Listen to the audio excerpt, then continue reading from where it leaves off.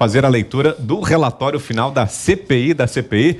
Eu e a Ana já estamos aqui com o relatório em mãos, já devidamente entregue, e convido o relator, então, à leitura, por favor. Obrigado a Vossa Excelência.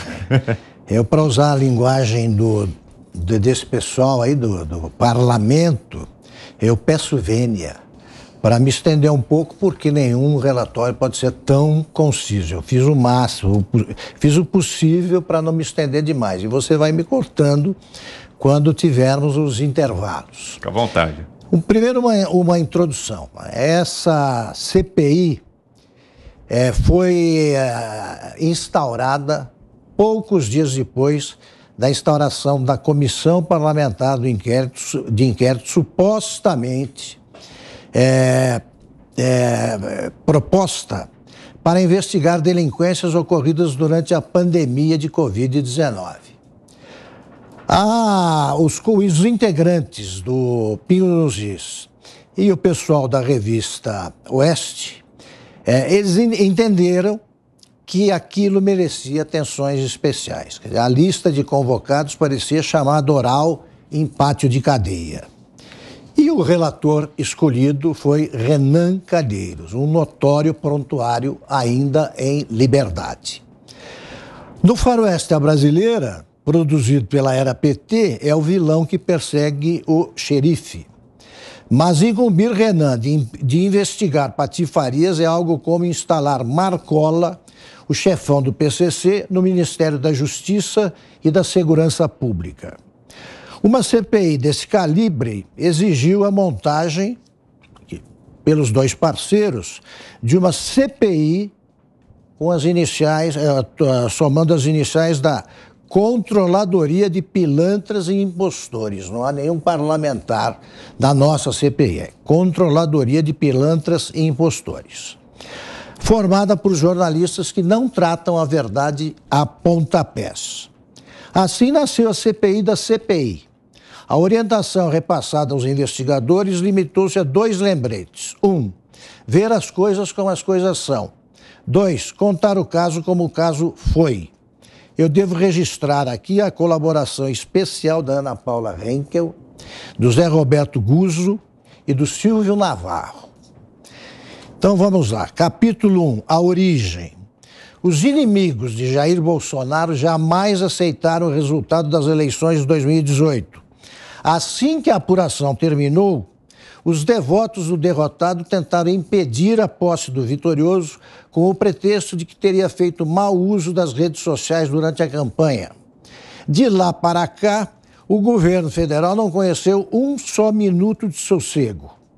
Mesmo nos fins de semana, feriados e dias santos, continuou a luta da tropa formada pela esquerda parlamentar por políticos que só têm compromissos com os próprios interesses, por figurões do judiciário que enxergam um imperador quando contemplam o espelho e por uma imprensa que vê na derrubada do presidente da República a razão de sua existência. Os conspiradores fazem o diabo para impedir que o governo funcione. A mais recente ofensiva foi a CPI, instaurada pelo Senado, por ordem do Supremo Tribunal Federal, para provar que o vírus chinês no Brasil não matou ninguém. Os mais de 600 mil mortos foram vítimas do genocida Jair Bolsonaro. Segundo capítulo, o G7. Os partidos que deveriam defender o governo conseguiram 4 vagas no time titular. Já os 7 oposicionistas foram escolhidos entre o que há de pior no Senado.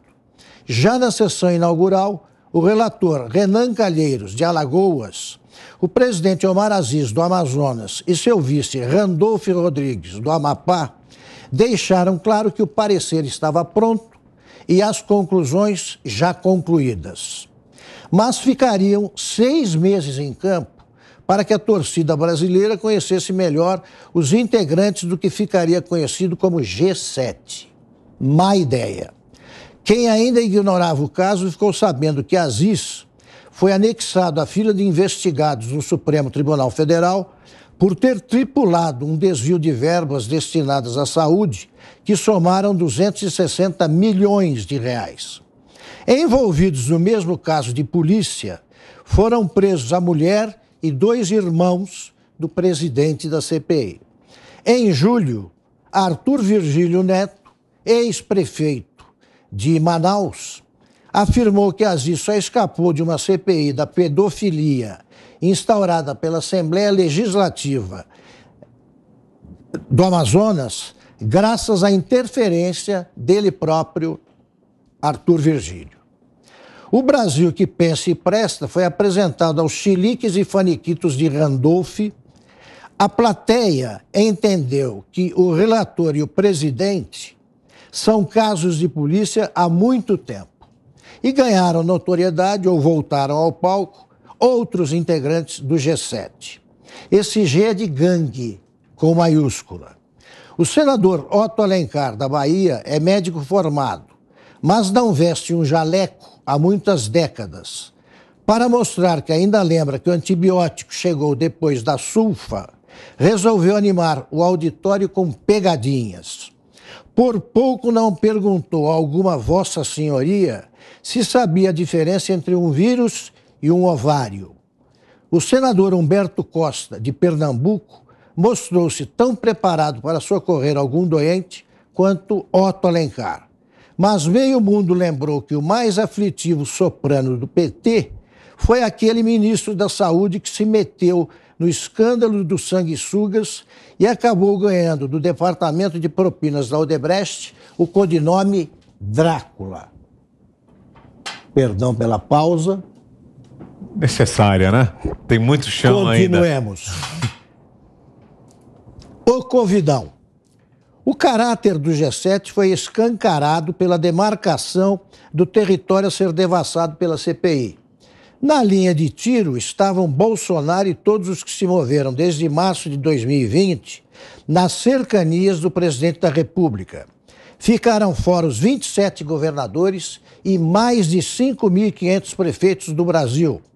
O alto comando da CPI fez de conta que estava na China, combatendo o inimigo no berço, quando o Supremo Tribunal Federal resolveu que caberia aos administradores estaduais e municipais a montagem e a execução da estratégia para a guerra contra a pandemia.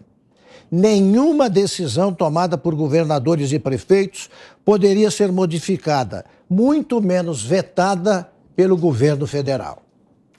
Cabia ao Planalto arranjar a verba e pagar auxílios de emergência a quem perdeu emprego e renda por causa da repressão ao trabalho, à produção e à atividade econômica imposta pelas, aspas, autoridades locais. Previsivelmente, juntaram-se aos estragos feitos pelo coronavírus surtos de incompetência, desperdício de bilhões de reais, bilhões, e uma ladroagem explícita de dimensões amazônicas. As autoridades locais receberam ao longo do último ano, em verbas federais, cerca de 60 bilhões para cuidar da epidemia. Cuidaram do que acharam mais urgente: aumentar o patrimônio da família, por exemplo. Entre março de 2020 e julho de 2021, registraram-se bandalheiras bilionárias em todos os estados. Provas robustas acumulam-se nos porões de centenas de prefeituras. Ainda assim, a CPI, pilotada por 7 senadores, negou-se a enxergar a portentosa onda de saques. Wilson Witzel conseguiu a proeza de ser despejado do governo do Rio antes de chegar à metade do mandato.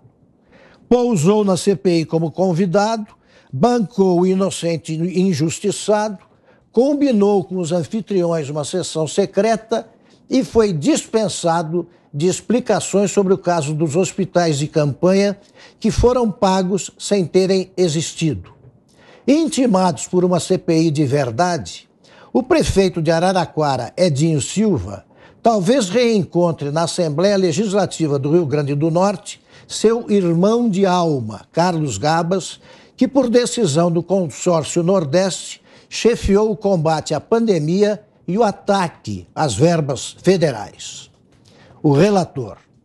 Em 2007, ao tropeçar em outra pilha de patifarias, Renan Calheiros era presidente do Senado.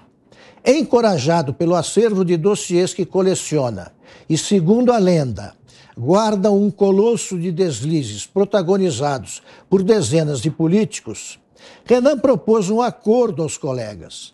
Toparia renunciar se o mandato não fosse cassado. Escapou por pouco da aposentadoria precoce, atesta o teor do bate-boca com o cearense Tasso Gereissati, ocorrido quando a degola ainda lhe ameaçava o pescoço. Trecho. Tasso, cangaceiro de terceira categoria. Renan, seu merda. Nesta semana, lá estava a assinatura de Tasso, representante do PSDB na CPI, endossando o palavrório que ergue um monumento à pilantragem e à impostura. Também Tasso parece achar que o grande satã a exorcizar é Jair Bolsonaro e que essa tarefa patriótica justifica as mais repulsivas tessituras. Alianças do gênero exigem prodigiosas acrobacias. Deve-se esquecer, por exemplo, que a CPI passou ao largo de governadores larápios para evitar que a relação de depoentes incluísse o governador de Alagoas, Renan Filho, já candidato ao Senado, ou Helder Barbalho, filho do suplente Jader Barbalho, que governa o Pará e está em busca de um segundo mandato. 10 inquéritos em tramitação no Supremo Tribunal Federal atestam que Renan ainda é o recordista na modalidade bandidagem com direito a foro privilegiado. Outros 3 correm em sigilo ou sob segredo de justiça. A marca seria ainda mais impressionante se o reincidente compulsivo não tivesse conseguido arquivar 10 inquéritos por falta de provas, por decurso de prazo ou por amizade incestuosa entre réu e juiz. Aspas. É falso que sejam 17 os inquéritos em tramitação no Supremo Tribunal Federal que envolvem Renan Calheiros. São 9, fecha aspas. Comunicou há poucos meses uma agência de checagem. A subserviência da imprensa velha e suas agências natimortas animou Renan a dar um passo bem maior do que a perna. O relator pediu a quebra do sigilo bancário da Rádio Jovem Pan, de uma produtora de documentários e de alguns sites conservadores sob a acusação de que disseminavam fake news sobre a pandemia. Causou estranheza a abrangência da devassa nas contas. Renan queria que fosse examinada a movimentação financeira a partir de 2018, quando ninguém podia prever a aparição do vírus chinês. A reação dos próprios aliados aconselhou a transferir para o companheiro Drácula a ideia de Jerico e a contentar-se com os agrados do jornalismo euforicamente submisso. Última parte. Exageros de manicômio provocaram gargalhadas nacionais. Foi assim quando Renan comparou o Brasil de Bolsonaro à Alemanha de Hitler. Ao dissertar sobre Hermann Göring, divertiu a plateia ao pronunciar em cangacês castiço o nome do nazista, Göring. Durante o depoimento do empresário Luciano Hang, resolveu emparedar o depoente com a interpelação fulminante. Perguntou-lhe se também lidava com criptomoeda e bitcoin. Hang replicou com o jab na testa. Nem sei o que é isso. Mas nenhuma ousadia resultou tão desastrosa quanto a ideia de transformar Bolsonaro em genocida. Na véspera da apresentação do relatório, Renan foi alertado por advogados. Seria mais fácil para o relator provar que é um homem honrado do que convencer qualquer juiz da pertinência da acusação. A retirada da sandice que julgava suficientemente grave para garantir o impeachment transformou o senador alagoano no disseminador da mais abjeta fake news registrada desde a pandemia. Ansioso por safar-se da desmoralização, Renan colocou na cabeça e no relatório que Bolsonaro deveria pelo menos ser punido por, aspas, epidemia com resultado de morte. O Código Penal informa que só se enquadra nesse crime quem causa um surto de bom tamanho, aspas, mediante a propagação de germes patogênicos, fecha aspas. Teria Bolsonaro capturado num laboratório chinês um bando de vírus responsáveis pelo maior desastre sanitário dos últimos 100 anos e saído pelo mundo contaminando amigos e inimigos? A CPI se ampara nas próprias conclusões para fazer uma recomendação a Renan Calheiros. Sossegue, senador. Melhor curtir, enquanto é tempo, a liberdade inexplicável. E leve junto Omar Aziz. Os dois devem desculpas aos homens e mulheres agredidos e afrontados numa CPI que, como constatou José Roberto Guzzo, nunca se dispôs a apurar com honestidade erros eventualmente ocorridos no combate à pandemia. O G7 não investigou coisa alguma. O que fez foi ocultar crimes. Comportou-se nos interrogatórios como uma delegacia policial de ditadura.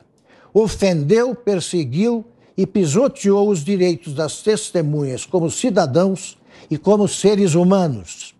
A seita dos insolentes e a tropa de choque arrogante só acusaram, como se os interrogados fossem criminosos comprovados e já estivessem condenados antes que pudessem abrir a boca.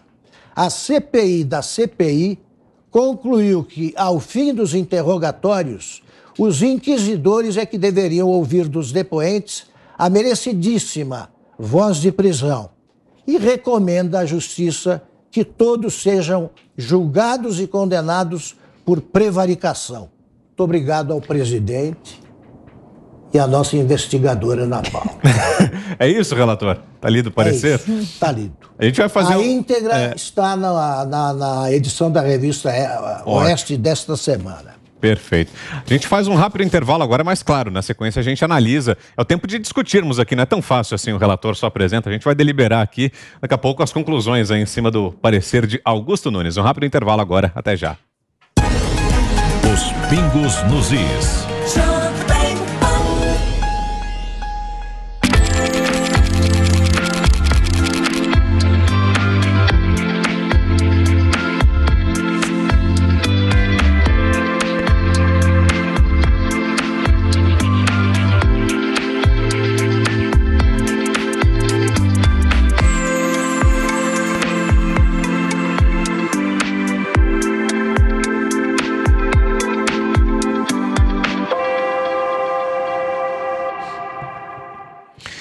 Começo com você, José Maria Trindade, em 3 minutos, Zé. Sua análise sobre o parecer apresentado pelo relator, Zé.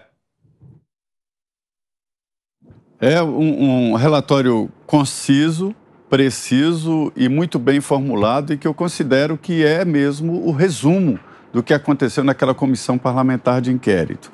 Um teatro ensaiado, transferindo o plenário da CPI para a casa do senador Omar Aziz. Eu colocaria, Augusto, alguns adendos aí, apresentaria como emenda. Diria o seguinte: o chamado G7, que é o grupo daqueles 7 senadores, cometeu crime contra o regimento interno do Senado e a advocacia administrativa. Primeiro, por se apossar de um poder exclusivo do Congresso Nacional. Transferiu o plenário da CPI para o apartamento do presidente, o senador Omar Aziz. E o regimento interno do Senado diz que as sessões realizar-se-ão no próprio prédio do Congresso Nacional. Então, um crime. Outro, prevaricação para o senador Renan Calheiros e o presidente da CPI, senador Omar Aziz, porque ele fez um relatório usando vinganças pessoais. Prevaricação é quando o servidor público faz ou deixa de fazer algo em virtude dos seus interesses pessoais ou interesses de terceiro. Ainda outra emenda, crime contra a saúde pública. quando em plena pandemia realizou sessões presenciais, quando todo o Congresso estava funcionando de forma remota, aglomeração em jantares para decidir coisas sobre a CPI, na residência do senador Omar Aziz, e forçar servidores públicos a expedientes diários em situação de perigo. E ainda, o presidente Jair Bolsonaro cometeu, na verdade, crimes de preocupou com autônomos que ficaram sem o direito de trabalho com fechamento geral. Aí depois, ajudou as empresas através do Pronamp e financiou empresas. E ainda, mandou 60 bilhões de reais para estados e municípios que acabaram se transformando em poderosos e roubaram muito. Outro crime atribuído ao presidente Jair Bolsonaro foi atrás de vacinas e comprou vacinas. Hoje nós temos 94% da população adulta com pelo menos uma dose. E outro crime maior, não comprou a Covaxin e interrompeu um processo de 1 bilhão e 200 milhões de reais, Vitor. E rapidamente, deixo aqui mais uma vez a nossa enquete. Você acha que a política de preços da Petrobras deveria ser alterada? Sim ou não? É a nossa pergunta nessa segunda aqui em Os Pingos nos Is. Acesse o site da Jovem Pan, já o resultado final. Seguindo aqui com a análise do parecer do relator Augusto Nunes. Sua vez, Ana Paula Henkel, temos 2 minutos e meio. Ana. Bom, o pessoal está dizendo, inclusive, Augusto, que eu tinha que traduzir para o inglês esse relatório, aí sim mostrar o que, né, significa. O Zé usou uma palavra muito boa, teatro ensaiado, mas eu vou gastar os meus 2 minutos. Sabe o que não é teatro? Mas eu não vou dar todos os inquéritos, não. Ao longo da semana eu vou dar todos os inquéritos do Renan Calheiros, mas hoje eu vou relembrar só 3. Do quadrilhão do MDB, que é o inquérito 4326, nesse inquérito, Renan Calheiros foi denunciado junto com outros senadores do MDB pelo crime de organização criminosa. Segundo a PGR, eles teriam recebido, no total, 864 milhões de reais de propina de empresas contratadas pela Petrobras e pela Transpetro, em troca de apoio ao governo Lula.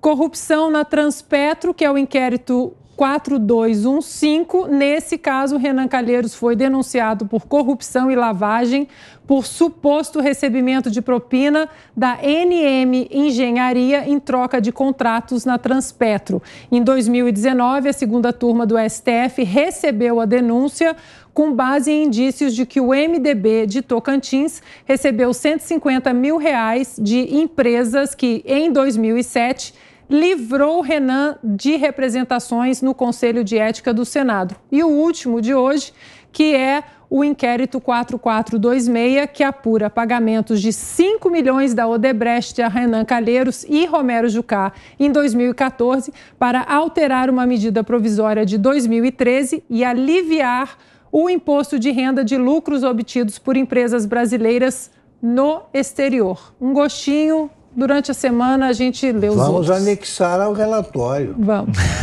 E as emendas propostas pelo Zé também. Ótimo. 2 minutos e meio, Fiuza. Não, é um relatório necessário e suficiente. Eu voto a favor do relatório, incluindo as emendas de José Maria Trindade. Parabenizo os investigadores Ana Paula Henkel, Silvio Navarro, José Roberto Guzzo, um trabalho realmente muito bem feito. Quero assinalar apenas que esta CPI, que nós estamos, cujo relatório nós estamos apresentando, não foi o STF que mandou instalar, e assinalar, por fim, que esse relatório não vazou, porque esta CPI não está em conluio com um consórcio fantasiado de imprensa, muito menos tem milícia checadora para declarar que suspeitos não são tão suspeitos assim. Eu voto a favor, senhor presidente. Registrado, aprovado por unanimidade.